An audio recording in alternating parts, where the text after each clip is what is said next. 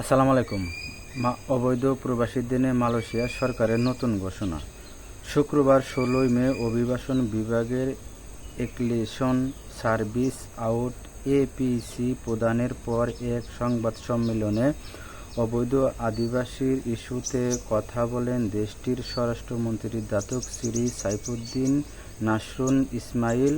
অনুষ্ঠানের অভিবাসন মহাপরিচালক দাতুক জাকিরিয়া সাবানাও উপস্থিত ছিলেন। স্বরাষ্ট্রমন্ত্রী বলেন, ২০২৫ সালকে এনফোর্সমেন্ট বর্ষ হিসাবে ঘোষণা করা হয়েছে। আমি ব্যক্তিগতভাবে অভিবাসন মহাপরিচালককে বিদেশি হটস্পটগুলোতে মনোযোগ দিয়ে সম্মিলিত ও বড় আকারের অভিযান চালানোর নির্দেশ দিয়েছি।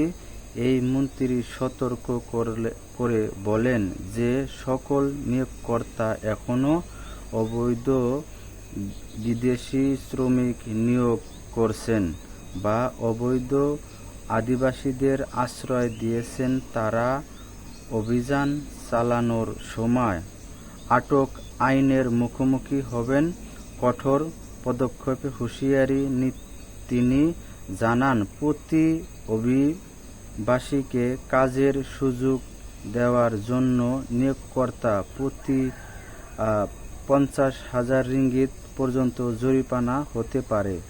আদালতে দোষী সাব্যস্ত হলে তাদের ৫ বছর পর্যন্ত কারাদণ্ড এবং ৬টি বেত্রাঘাত হতে পারে।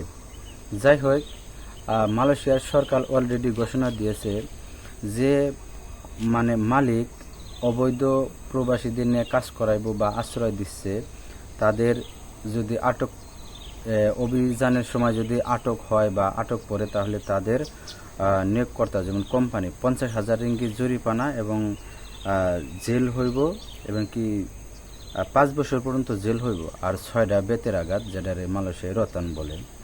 যাই হোক, আরও কিছু আছে। আইনের শাসন ও জাতীয় নিরাপত্তা জোরদার করার অঙ্গীকারের সাথে সঙ্গতি রেখে দেশে অবৈধ বিদেশিদের অতিরিক্তের বিরুদ্ধে লড়াইয়ের মন্ত্রণালয় কোনো আপোষ করবে না বলে হুঁশিয়ারি দেন মন্ত্রী।